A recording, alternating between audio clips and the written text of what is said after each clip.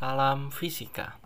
Kami dari kelompok 3 RBL Fisika Dasar 2A TBB 10 tahun ajaran 2021-2022 akan mempresentasikan hasil diskusi kelompok kami dengan judul Motor Listrik Sederhana dengan Kumparan. Berikut adalah anggota-anggota dari kelompok kami. Halo, perkenalkan nama saya Saryahta Barugultom dari Prodi Teknik Biomedis dengan NIM 121430105. Saya Andreas dengan NIM 121320044, Prodi Teknik Fisika. Saya Ega Abdillah Gania dengan NIM 1213243 dari Prodi Teknik Fisika. Saya Feber Valentin Sembiring dengan NIM 121320042 dari Prodi Teknik Fisika. Saya Elizabeth Manalu dengan NIM 1213239 Prodi Teknik Fisika. Perkenalkan, nama saya Della Simbolon, NIM 121320040 Prodi Teknik Fisika.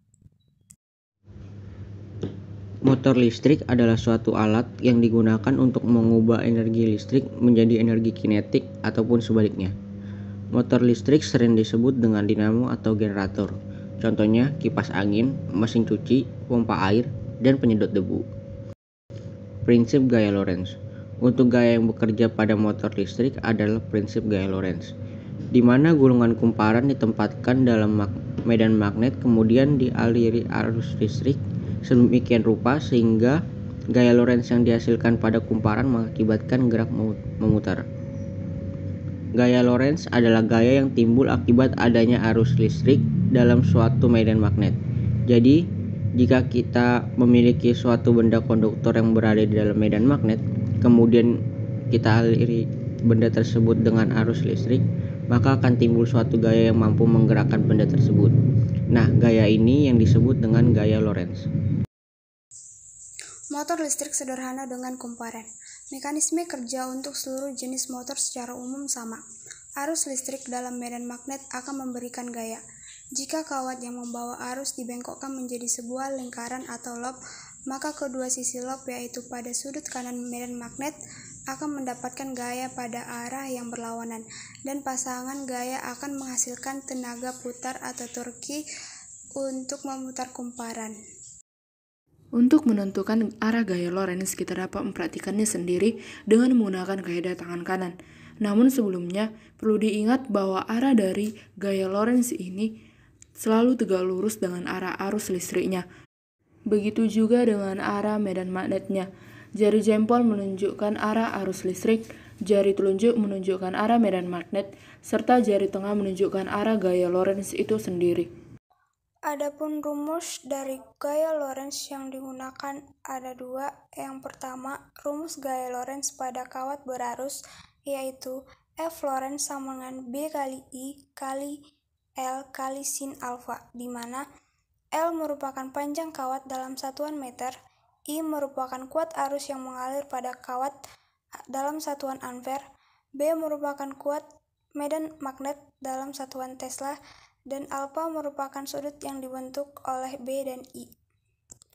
Kedua, ada rumus gaya Lorentz pada muatan bergerak dalam medan magnet, yaitu F Lorentz sama dengan Q kali V kali B, di mana Q merupakan bentuk muatan listrik dalam satuan kolom, V merupakan kecepatan dari gerak muatan listrik dalam satuan meter per sekon, dan B adalah kuat medan magnet dalam satuan Tesla. Pada motor listrik dengan kumparan ini terdapat dua indikator, yaitu magnet yang berwarna kuning sebagai stator dan lilitan kawat koil yang berwarna biru sebagai rotor. Adapun cara kerja alat ini adalah sebagai berikut. Saat magnet stator dan rotor saling berinteraksi atau tolak-menolak, terjadi pergerakan magnet rotor yang memutar. Rotor koil biru mendapat arus dari baterai yang mengalir melalui kawat atau peniti.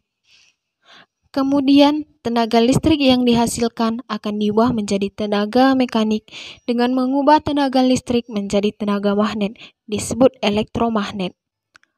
Router koil biru mendapat arus dari baterai yang mengalir melalui kawat atau peniti.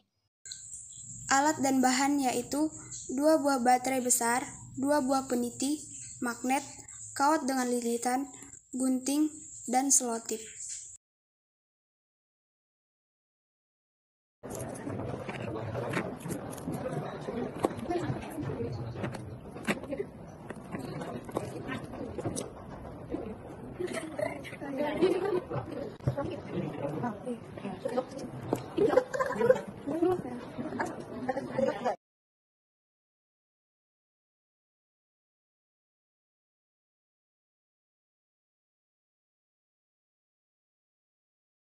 Kelebihan dan kekurangan. Adapun kelebihan dari alat yang kami buat ialah yang pertama, alat dan bahan yang mudah didapatkan.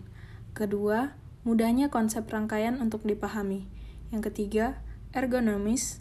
Yang keempat, RPM dapat diatur dengan jumlah lilitan dan energi yang digunakan. Kekurangannya, pada rangkaian alat masih kurang kuat pada penyangga kumparan atau lilitan, sehingga menyebabkan alat tersebut akan terlepas atau bergeser dari kedudukannya.